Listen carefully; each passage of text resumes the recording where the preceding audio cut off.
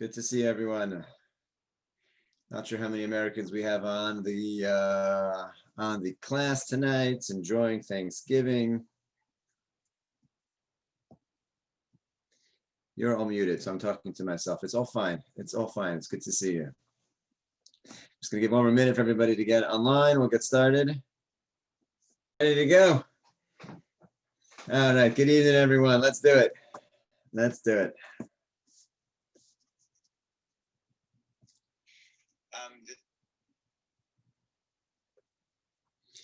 Okay, Parsha's Vayeitzei. So this is part 2 of the series which we began last week. If you were not here last week, do not worry about it. We'll fill you all in what you need. And this week in Parsha's Vayeitzei, we read of Yaakov's journey out of his home from last week after he stole the bracha from his brother Esav, and he heads to his uncle Lavan in Haran. And while he's there, he's going to marry 4 women. And during the course of this week's Parsha, we're going to have the birth of 12 children, 11 of the tribes plus Dinah. And that's going to focus us in as to where we're up to the development of the Jewish people. The question that I'd like to address as we read about the birth of all of the children, of course, we're also going to spend a lot of time tonight on the famous wedding night in which Leia is switched in instead of Rachel. Let's just start with one of the most beautiful Mishnayos in Pirkei Avos at the top of your screen. The Mishnah teaches us, the Rabbi Shimon Omer Shlosha Ksarim. There are 3 crowns amongst the Jewish people. 3 different crowns. The Keser Torah, there's the crown of Torah, the Keser Kahuna, the crown of the priesthood of the Kahuna, and the Keser Malchus, the crown of kingship. Those are the 3 avenues of leadership amongst the Jewish people: Torah, Kahuna, Malchus. Each one has in its place a form of responsibility and leadership amongst the Jewish people. The Mishnah, of course, concludes with that the Keser Shem Tov Ola Al Gabeim, the crown of a good name, is even greater than all of them. But for our purposes tonight, we're going to focus on those first 3 crowns, that which is the backbone, so to speak, of the Jewish people: Torah, Kahuna, and Malchus.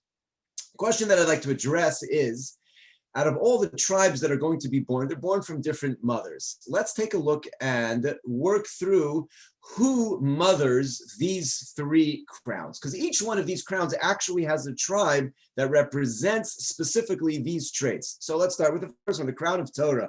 Which one of the tribes represents most the crown of Torah? So that's represented by Yisachar. Yisachar represents the sitting and the learning.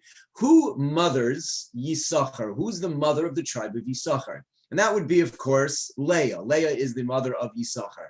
Going to the second crown is the crown of Kahuna, priesthood. Plays a major role throughout Jewish history, a prominent role. And that, of course, comes from the tribe of Levi. Levi is going to eventually splinter into both Leviim and the Kohanim, all come from the tribe of Levi. Who is the mother of the tribe of Levi? And that, again, of course, is Leia. Leia mothers both Yisachar, the crown of Torah, and Levi, the crown of Kahuna. What about the third crown amongst the Jewish people, the crown of Malchus, the crown of kingship? That, of course, is represented by the tribe of Yehuda. Yehuda is a Lo Yasser Shevet Mi Yehuda. The scepter should never depart from Yehuda. Malchus base David, of course, comes through the Davidic dynasty, through Yehuda. And who is the mother of Yehuda? So there too we find out it's actually Leia, so that Leia is actually the mother of all 3 of these crowns: Torah, Kahuna, and Malchus, all descend from her. Furthermore, when you look into her children, she also has Reuven. Reuven, of course, represents the position of Bechor, the firstborn. Had it not been for various sins, the firstborns would actually be the ones who serve in the Beis HaMikdash. It, of course, is taken away from them and ends up in the hands of the Kahuna. But the Bechor plays a prominent role in various aspects. There are some commentators who believe that when the Beis HaMikdash will be rebuilt, it will revert back to the firstborn who will attain that status. But the firstborn also comes from Leia. Not only that, but the bracha of prosperity, who is the one who supports Yisachar in the famous deal, while Yisachar sits in the Beis HaMedrash and learns who is the tribe that supports Yisachar? That's, of course, Zvulun. Who is the mother of Zvulun? None other than Leia as well. So when we look at the role in Klal Yisrael, that the backbone, these primary roles of Torah, Kahuna, Malchus, Bechor, firstborn, Parnasa, all of them come from Leia. And that begs the question of, wasn't Leia, I don't want to say the word afterthought, but wasn't she just switched in didn't Yaakov intend on marrying Rachel? Wasn't it Rachel's kindness who brought Leia in? How does it happen that the primary wife of Yaakov, the one whom he loves, who is the one he desired to marry, how does it happen that all of these children and the centerpiece of what will become of the Jewish people end up through Leia in all that happened and not Rachel? That's the question that I'd like to address tonight. Again, everything that we are sharing tonight comes from my Rosh Yeshiva, Crown of Torah, Chaim Yaakov Goldvicht, Rosh Yeshiva, Kerem. They're not my ideas. I am just presenting his thoughts on that. Let's start from the story that we're going to read as to Yaakov meeting Rachel at the well and all that will proceed from there. I have a number of different psukim in the sources. We'll just go through them in order and address the various issues as they come up. The Torah records, before we even get to our first source, how Yaakov gets to the well and he sees a bunch of shepherds standing around and he asks them if they know his uncle Lavan, and they say, sure, not only do we know your uncle Lavan, and he's, well, this is his daughter Rachel coming with a flock, and the Torah tells us how he takes this huge rock, which was otherwise so large that it required many, many, many shepherds to be able to gather together and remove it, and Yaakov just flicks it off the well when he sees Rachel, and the Torah says, Vayishak Yaakov LeRachel. He sees her, he goes over, he kisses her, Vayisas kolo vayefk.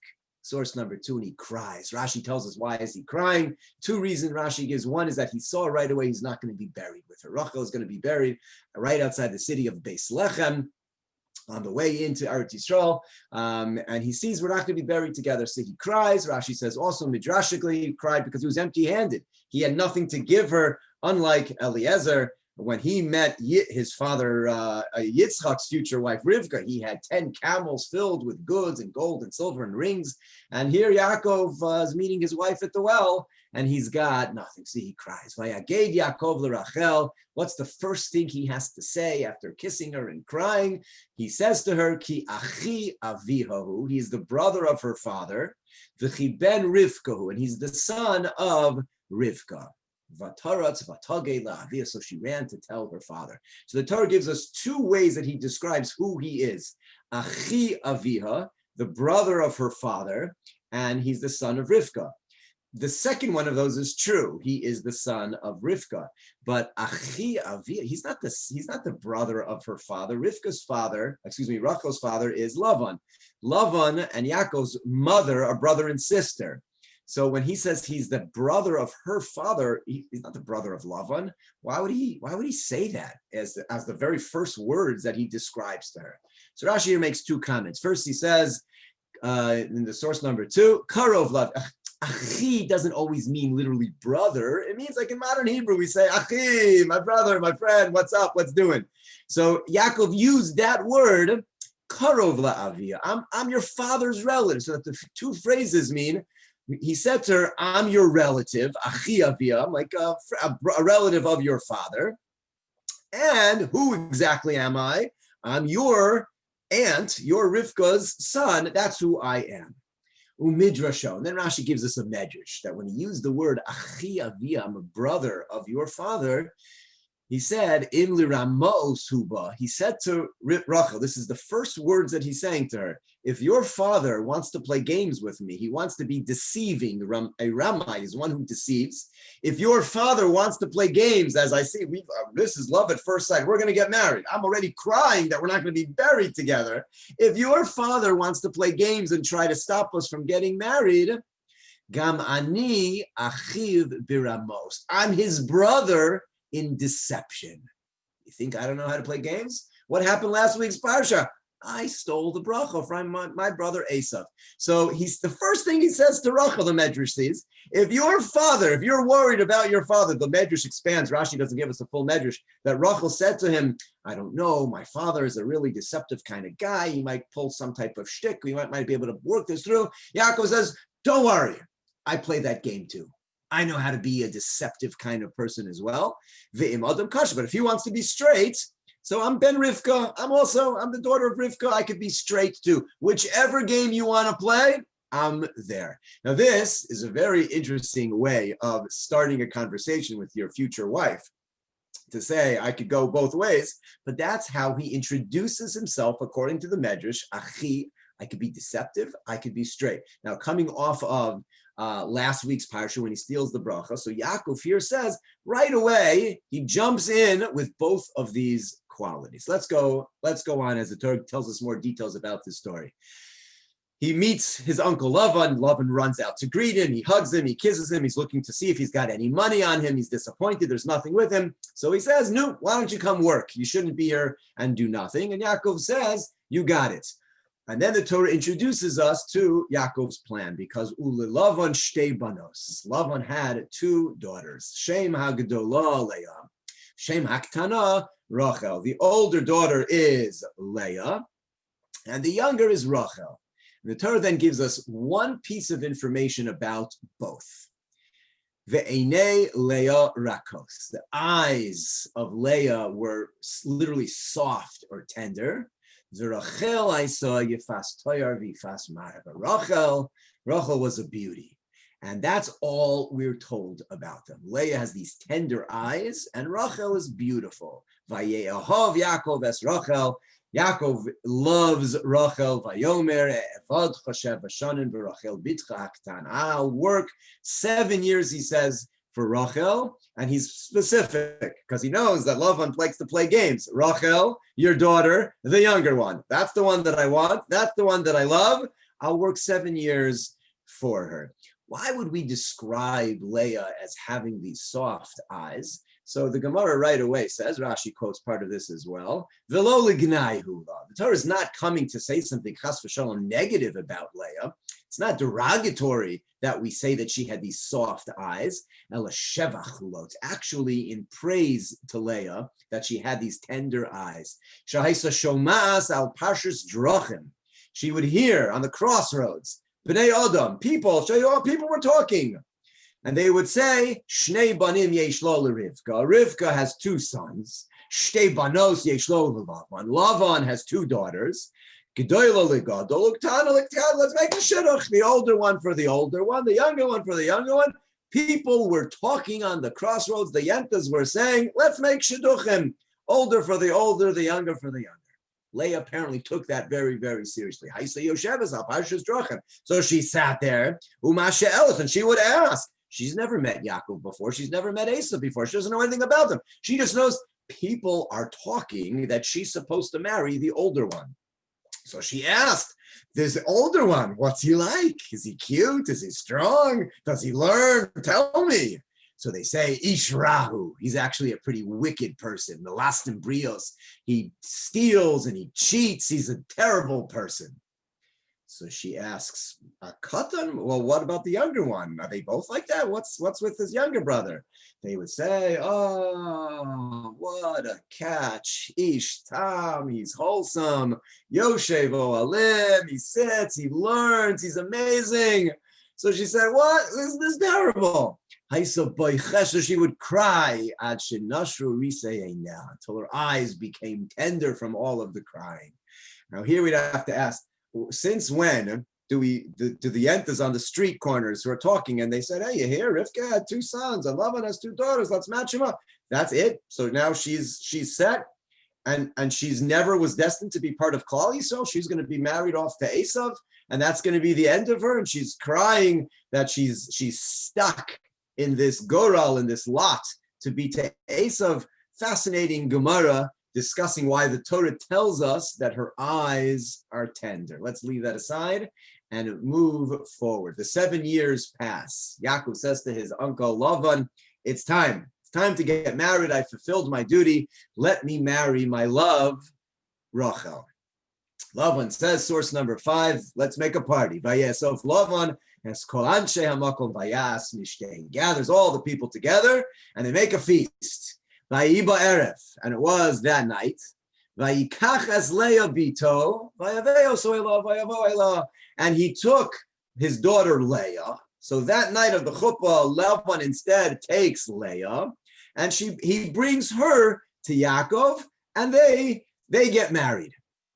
Vayitem lova elo azilpa shivcha. So and he gives her a shivcha as well. Rashi points out that Lavan gave Leia the younger of the two maidservants furthering his trying to fool Yaakov by, it would make sense, obviously, the older maidservant would go with the older daughter. So Lavan gives the Leia, the younger maidservant, in order to complete the ruse over here. The Torah says, it's in the morning. It turns out this is actually Leia. Vayomer Lavan, Yaakov says to Lavan, Mazo sasisali, what have you done? Halo v'Rachel avadati imcha, v'lama rimisani. I worked for Rachel, and why have you fooled me? Vayomer Lavan, lo yasakein b'mkamenu. We don't do these things in our place. To give the younger one before the older one.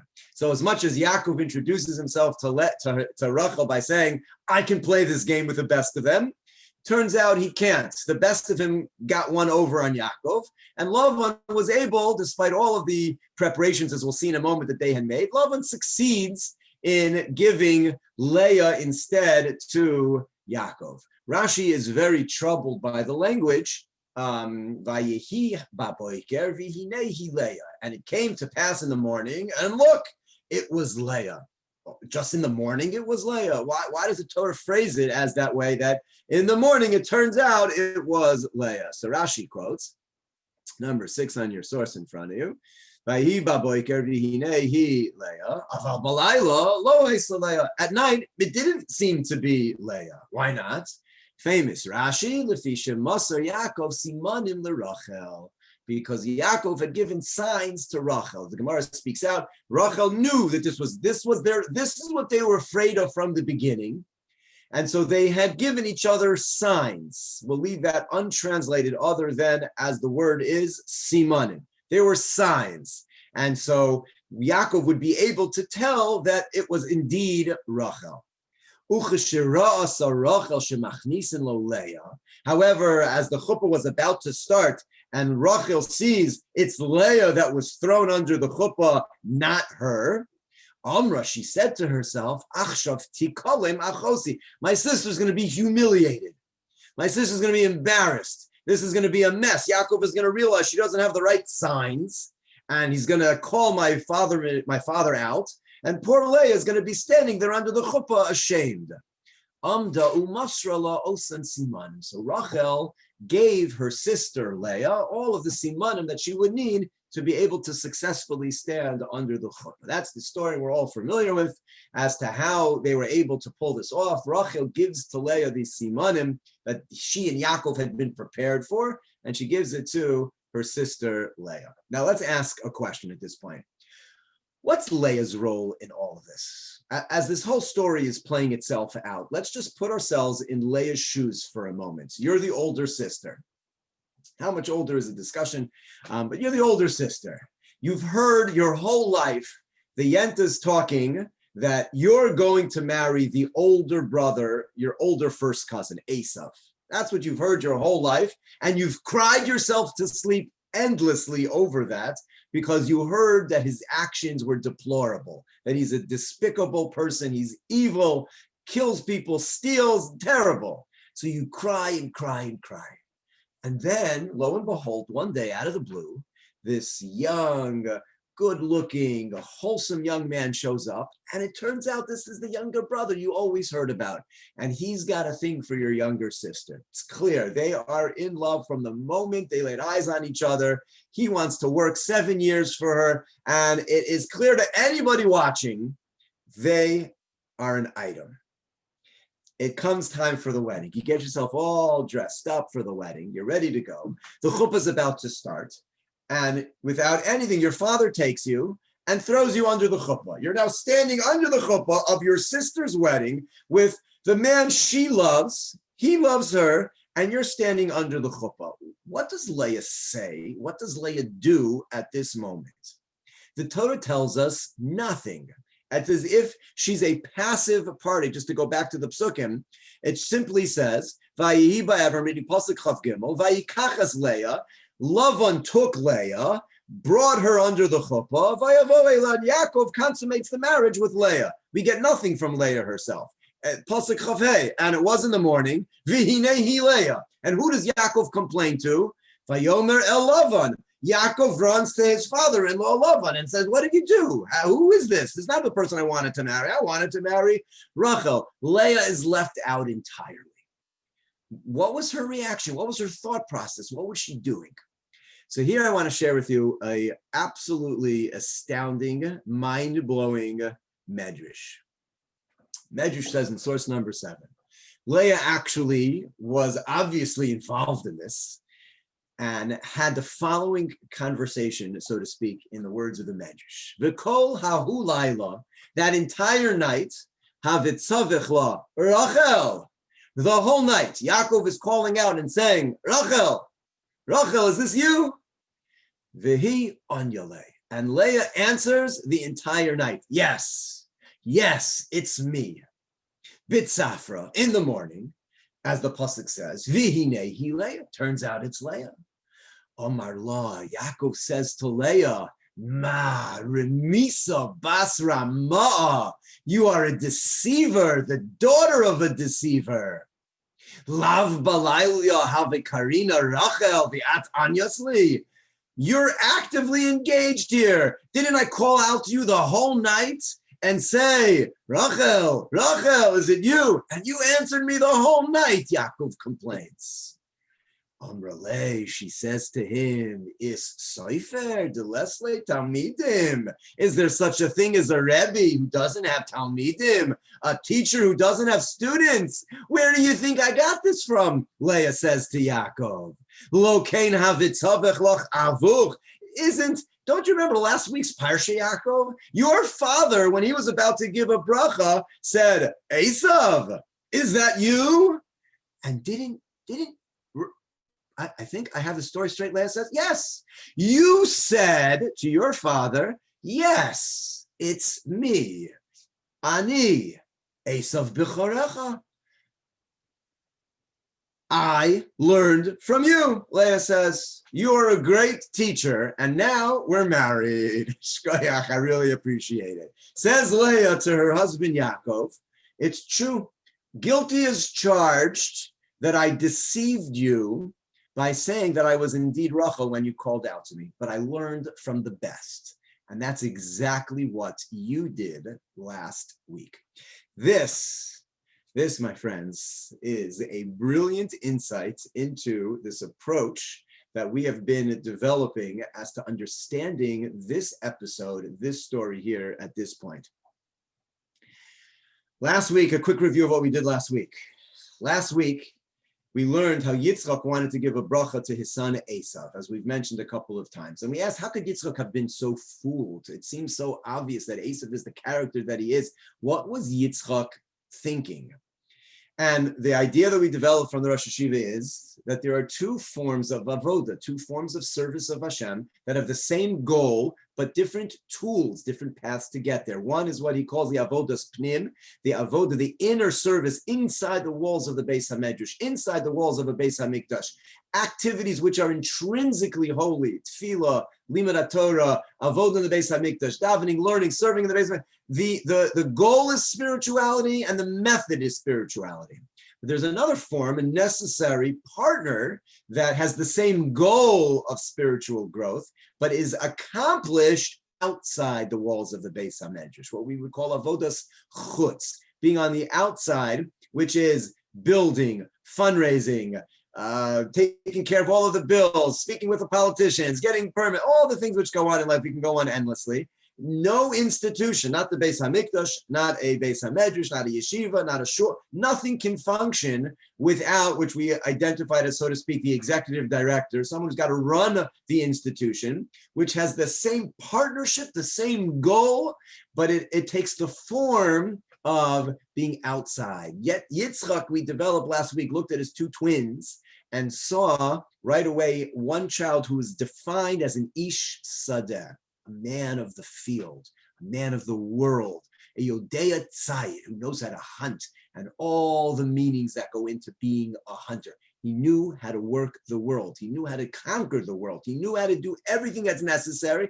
And he saw his other son Yaakov, who sat in the Beis HaMedrash and learned and was an Ish Tam, simple, wholesome, didn't know any of those things. He just knew what he was doing in his spiritual growth. And Yitzchak understood there's a partnership here. Klal Yisrael needs both. One can't function without the other.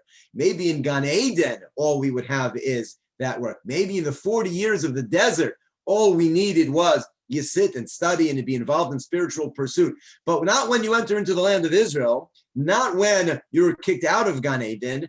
The two have to go together. And Yitzchak saw in his two sons, both born from himself and from Rivka, sharing the same womb, literally the same home, this partnership. But what he was misled, which we spoke about at length last week, is Esav opted out. Esav, who was destined to have been part of Klal Yisrael. The Torah was given in the month of Sivan, the month of Tu'umim, the Mazel is twins. But Esav opts out. He doesn't want to play that role, to be involved and be supporting and get. He wants to do it for his own purposes and do whatever he wants. He wasn't interested. And so Yaakov, when that bracha was about to be given to Esav, the bracha of prosperity, which Esav needed, but he's opting out. That bracha can't go to him. We need that bracha. Yaakov becomes Esav. He literally dresses up in his clothing, puts the animal fur on his arms and on the back of his neck. Ani Esav bichorecha. I am Esav, your son. I can be conniving. I can be manipulative. I can be deceptive, Abba, because somebody needs to work this world too. I can't just be the Ishtam, Yoshev Oalim, and expect to succeed. It doesn't work that way. There's a partnership. And if my brother opts out, I need to take it. And he literally steals his brother's bracha and becomes that role as well. His primary role will always be Yaakov Ishtam Yoshev Ohalim, and he's now usurped this secondary role from his brother Esav.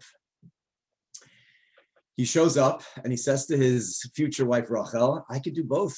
Your father's a trickster, your father's a deceiving kind of guy, no problem, I can do both. That's what I am now.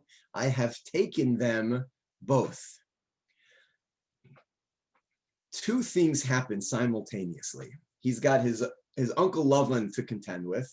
His Uncle Lavan has one agenda. The agenda of his Uncle Lavan is, we don't marry off the younger before the elder. Whether he was concerned how he was going to marry off Leia, I don't know.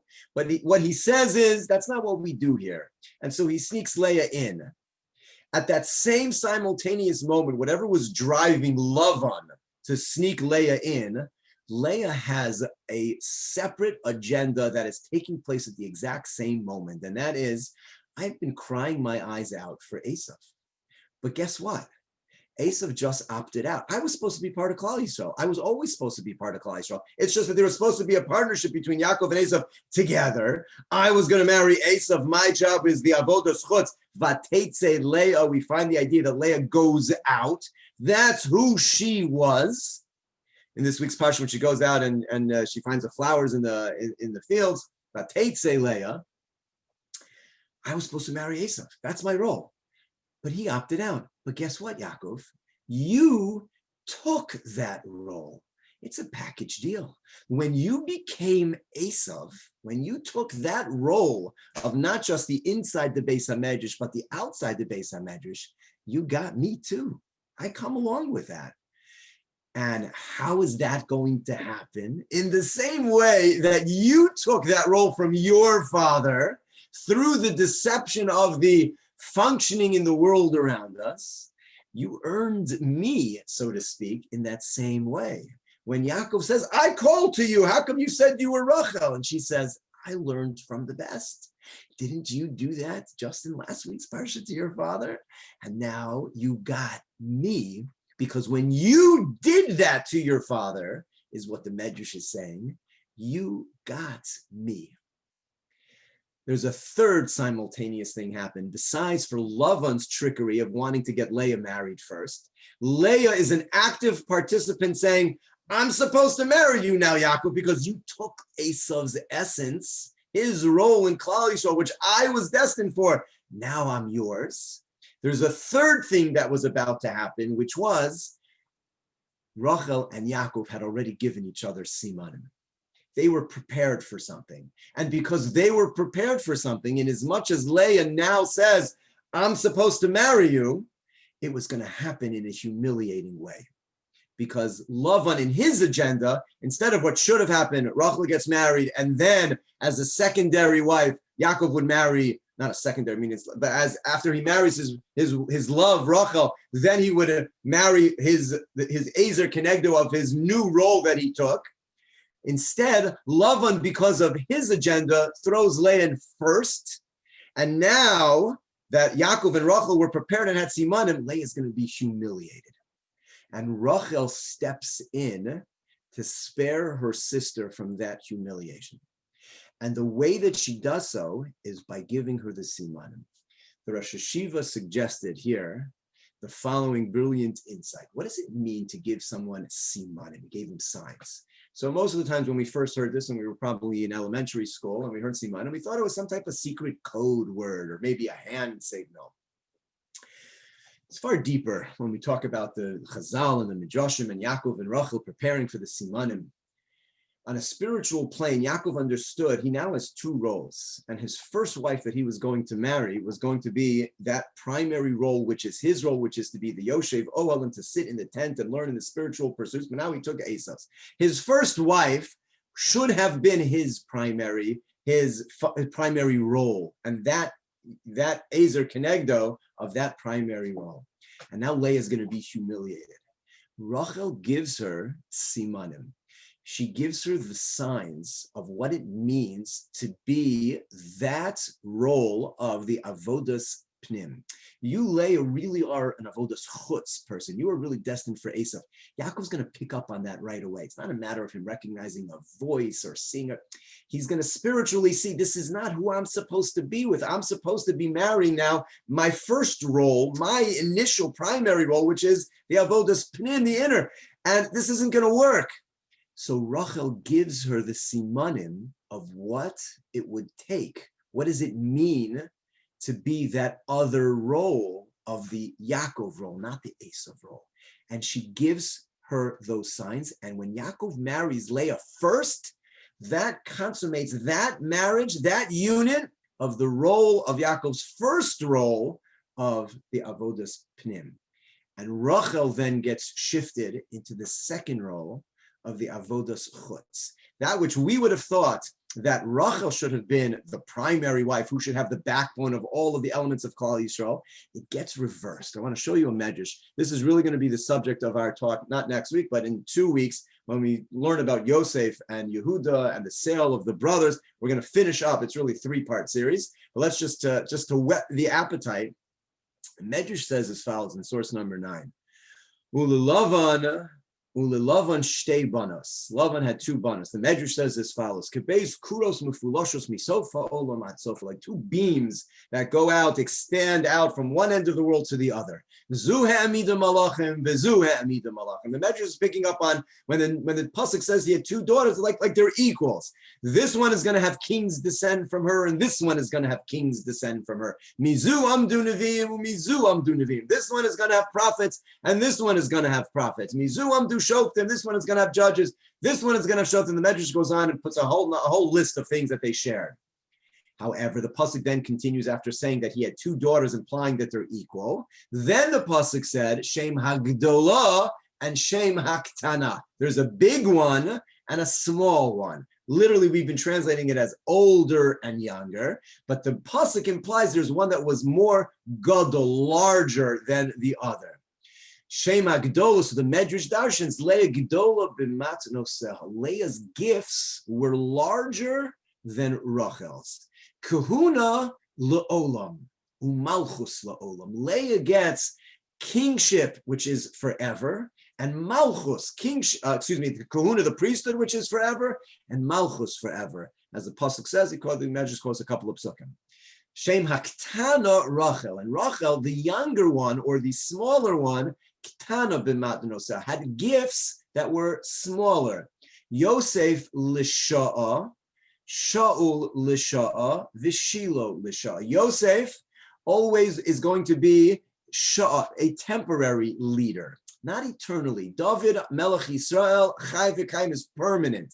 Yosef, Shaul, the first king, it's temporary. Shiloh, where the Mishkan rests first, temporary. The permanent place is in Yehuda.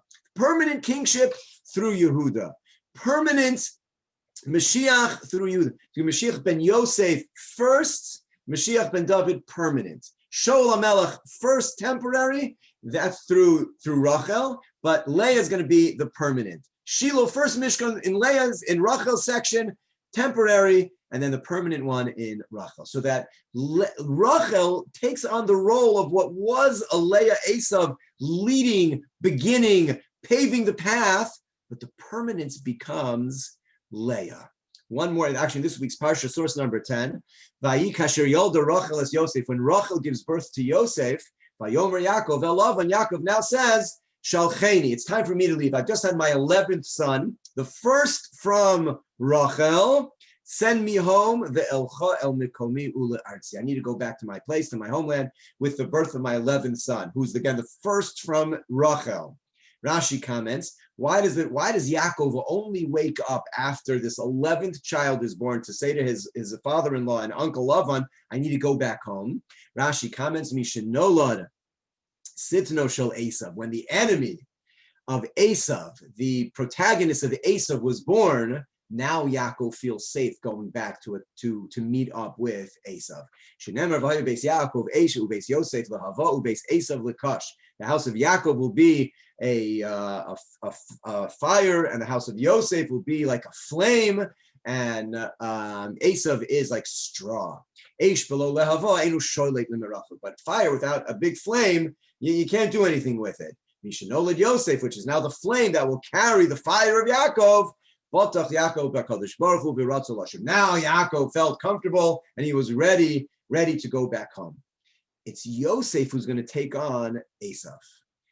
Yosef is born from Rachel. Why would Yaakov feel comfortable now with one of Rachel's children? It should have been maybe from Leia, if anyone.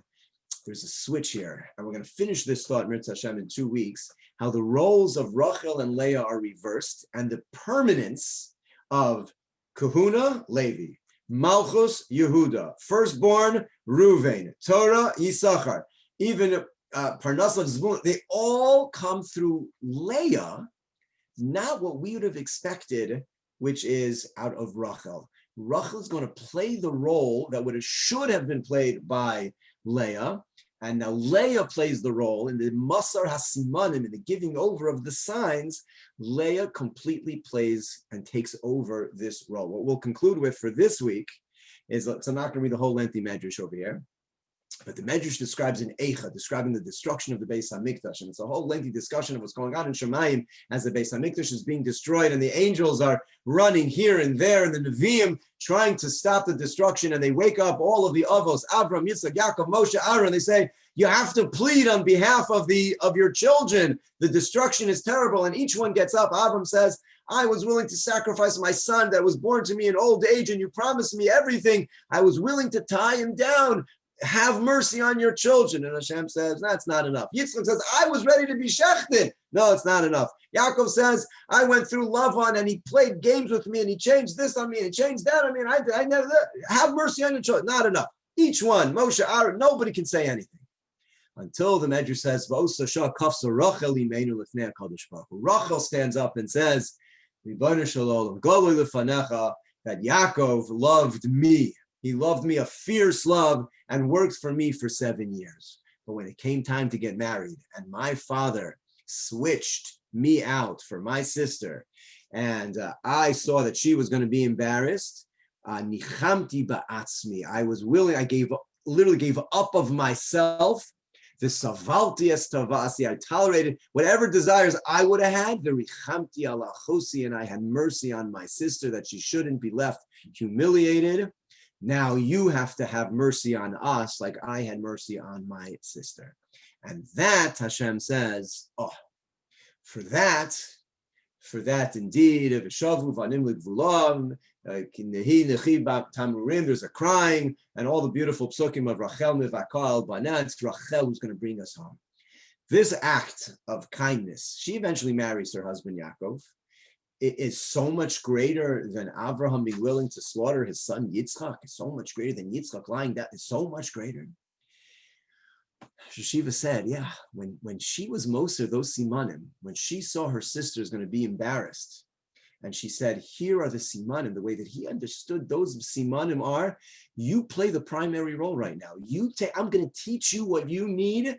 You are going to become the mother of Torah, Kahuna, Malchus, Bechor. You are going to take all of that, and I will be relegated to Lisha'a, to the role of Yosef and Binyamin, who are always going to be the first into something, who are going to be the role of Esav that Yaakov took, the ability to go out into the Sadeh and pave the way.